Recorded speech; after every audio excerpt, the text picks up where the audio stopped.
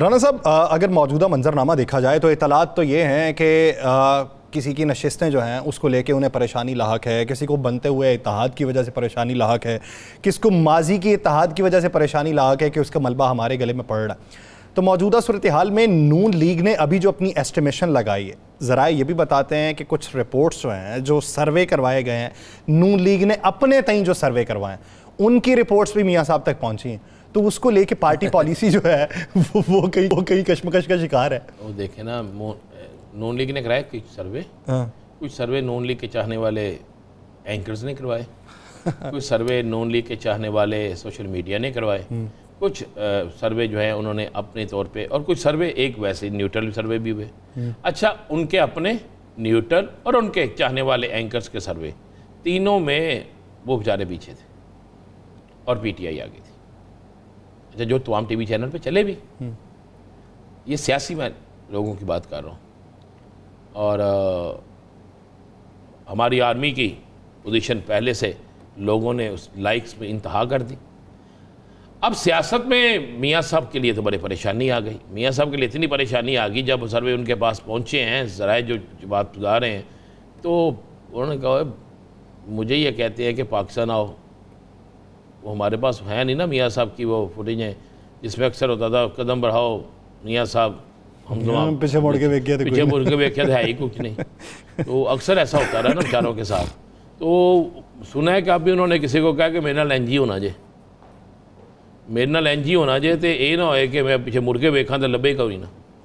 تو یہ تو یاسر صاحب یہ تو کلیئر ہے، بڑا کلیئر ہے، کیونکہ اوپر سے وہ نگراں وزیر اعظم صاحب نے بھی یہ کہہ دیا نا کہ وطن واپسی پہ نواز شریف سے کیا سلوک ہوگا، یہ سوال کا جواب جو ہے وہ عدلیہ کے پاس ہے۔ بات یہ بھی انہوں نے کہہ دیا ہے، انہوں نے اور بھی جو چیزیں کہی ہیں وہ بھی ساری آپ کے سامنے ہیں۔ بات یہ ہے کہ سب کو قانون کا سامنا کرنا پڑے گا۔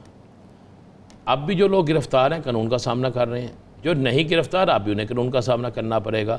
اچھا، مجھے سمجھ نہیں آتی، ایک منٹ سے پہلے نا وہ اٹھتے ہیں کچھ لوگ کہتے ہیں جی حمزہ شہباز صاحب اور اسحاق ڈار صاحب جب آئے تھے تو ان کو بیل، بھائی ان کا اور ان کا سٹیٹس میں فرق تو دیکھیں۔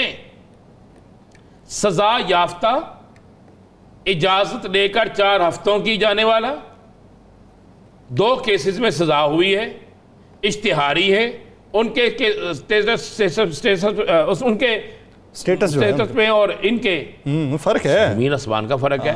ان کے لیے قانون کیا کہتا ہے؟ وہ انڈر انویسٹیگیشن ہے، وہ ان کی انویسٹیگیشن ہو چکی ہے، جرم ثابت ہو چکا ہے، ان کو سزا ہو چکی ہے، اس کے خلاف انہوں نے اپیل کی، اپیل ان کی خارج ہو گئی، انہوں نے پھر اپیل کی، آخری اپیل بھی ان کی خارج ہو گئی، اور اس کے بعد سزا بنتی ہے۔ اگر آپ کہتے ہیں جناب ہم نے قانون پاس کرا لیا جس کے مطابق 5 سال سزا اس سے زیادہ نااہلی نہیں ہے، تو پھر آپ قانون کے مطابق کیوں نہیں دیکھ رہے کہ جیل میں 5 سال رہنا ضروری تھا؟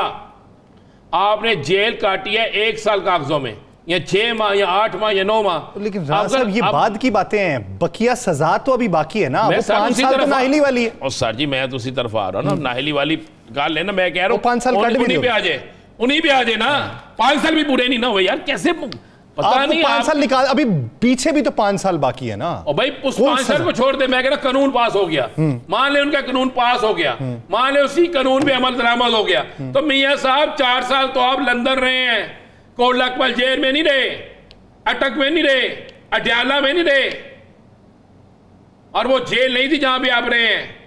جانے سے پہلے آپ کی پوزیشن کیا تھی اور جہاز میں بیٹھتے پوزیشن کیا تھی؟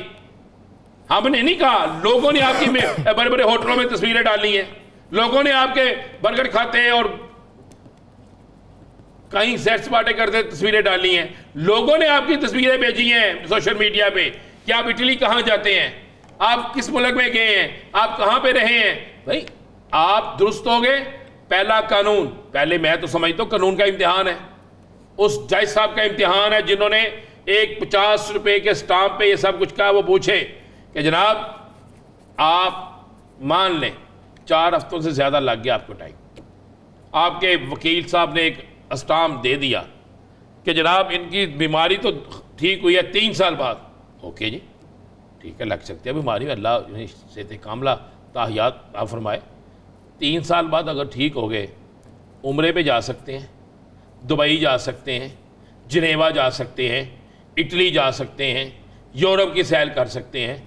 تو یہ ملک جس نے انہیں وزیر اعظم بنایا, یہ ملک جس نے انہیں عزت دی, یہ ملک جس نے انہیں شہرت دی, یہ ملک جس نے انہیں دولت دی, یہ ملک جس پہ جو ان کی پہچان ہے, اس میں آپ کیوں نہیں واپس آئے بھائی؟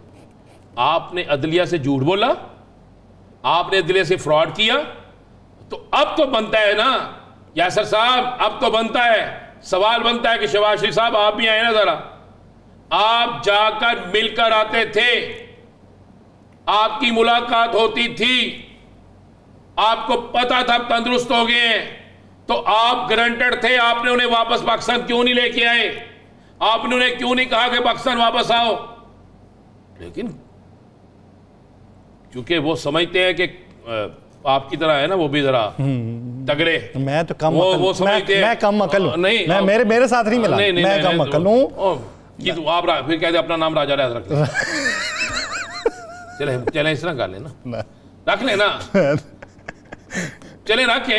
پاکستان کی چلیں تلال جو رکھ لیں. پاکستان کی اپوزیشن اتنی بھی کم عقل نہیں ہے رہا, نہ کریں. اپوزیشن عوام ہوتی ہے, میں عوام میں بھی خود کو اتنا شمار نہیں کرتا, میں تو کم فہم ہوں. میں نے بتایا ہے کہ میں لوگوں کی رائے آپ کے سامنے لا کے رہا. سیریس ہے گفتگو ہے کہ بات یہ ہے کہ اب تو امتحان ہے, اب پاکستان کی اعلیٰ عدلیہ کا امتحان ہے, اور پاکستان کی 25 کروڑ عوام جو ہے وہ یہ دیکھنا چاہتی ہے کہ کیا انصاف. اور مجھے یقین ہے کہ جس طرح قاضی فائد عیسیٰ صاحب نے ڈٹ کے بات کی ہے, کھڑا کیا, مجھے یقین ہے کہ آواز آئے گی. مجھے یقین ہے کہ قانون بولے گا. مجھے یقین ہے. آپ کیا سمجھ, اچھا اس میں ایک آدمی بستا ہے؟ یہ تو بڑی غلط فہمی ہے کسی کی. ہاں اس میں تو اگر ضمانت خارج ہونے پر, ضمانتی بھی کسی کے بیچنا ہونے پر ضمانتی گرفتار ہو سکتا ہے, تو اب کیا ضمانتی گرفتار نہیں ہو سکتا؟ کیا اب ضمانتی کے خلاف ایکشن نہیں ہو سکتا؟ کیا اب ضمانتی پر آبجیکشن نہیں لگ سکتی؟ کیا اب اس کے کاغذات نامزدگی جو ہیں وہ مسترد نہیں ہو سکتے؟ آپ یہ تو کہہ دیتے ہیں پٹیشن میں جناب اس نے یہاں سے حلف یہاں پہ لکھ دیا ہے, اس نے جناب اس کو نااہل قرار دے دے. تو جس شخص نے عدالت کے آگے غلط بیانی کی ہے, جو عدالت کے حکم کی پیروی نہیں کروا سکا, میں کہہ رہا ہوں بیمار رہتے تو آپ کے پاس ایک تھا, جب تندرست ہوئے سب سے مشکل کام دنیا میں, سب سے بڑی مشقت پتہ کیا ہے؟ حج اور عمرہ. اللہ کی ذات اس پہ باقاعدہ آپ کو, آپ کی جسمانی طاقت ہوتی ہے نا یاسر صاحب, اس کا ایک چیز ہوتی ہے, حصہ ہوتا ہے, اس کا امتحان ہوتا ہے, محنت ہوتی ہے, مشقت ہوتی ہے, عبادت ہوتی ہے, اسی کا اجر ملتا ہے. تو وہاں پہ جا سکتے ہیں. اس کے بعد پھر دبئی چلے گئے آپ, اور دبئی سے 2.25 گھنٹے کی فلائٹ ہے, آپ چارٹر کرائیں, آپ کو کیا پرواہ, آپ 2.25 گھنٹے میں پہنچ جائیں. یہاں پہ ہبس ہونے لگ رہا تھا اس لیے. تو ہبس کی دنیا دیکھیں, ہبس میں آپ بھی رہتے ہیں, میں بھی رہتا ہوں, لیکن اب تو وہ موافق, ان کو موافق نہیں نا. اب پوری قوم جس کو ہبس لے لگا گئے ہیں نا, پوری قوم کو جو یہ ہبس میں مبتلا کر گئے ہیں, اگر آپ یہ سمجھیں کہ 86 کا وقت واپس آئے گا, 82 83 کا دور واپس آئے گا, تو یہ سیاستدان یہ ذہن سے نکال دیں. آپ ہر شخص جانتا ہے کہ کون کس کے ساتھ ملا ہوا ہے, کس نے کس کو ملا کے لوٹا ہے, کون مجرم ہے, کون مجرم نہیں ہے, کس نے مہنگائی کی ہے, کس نے سمگلنگ کی ہے, کس نے ڈالر چھپائے ہیں, کس نے روٹی لوگوں سے چھینی ہے, کس نے ایجوکیشن چھینی ہے, کس نے میڈیسن مہنگی کی ہے, کس نے ایجوکیشن بیچی ہے.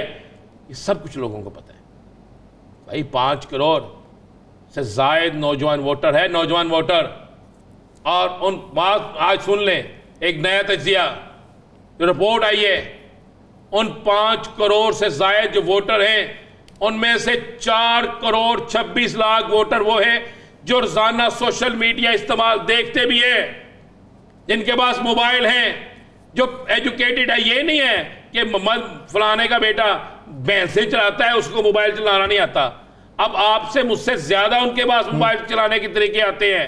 اب وہ دیکھتے ہیں کہ جناب موبائل میں کیا ہو رہا ہے, اور یہ باقاعدہ رپورٹڈ ہوا ہے کہ جناب اس لیے تو جناب پریشان بیٹھے ہوئے ہیں نا باہر, وہ ہوگی گیا سنڈل.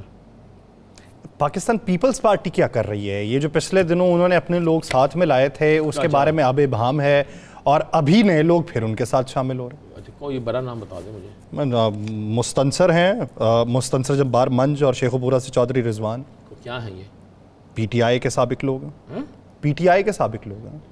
کیا ہے یہ, میں وہی عرض کر رہا ہوں, ان میں سے کوئی ایم پی ہے؟ اب ایم پی اے کون ہے سر؟ میں سابق ایم پی ہے,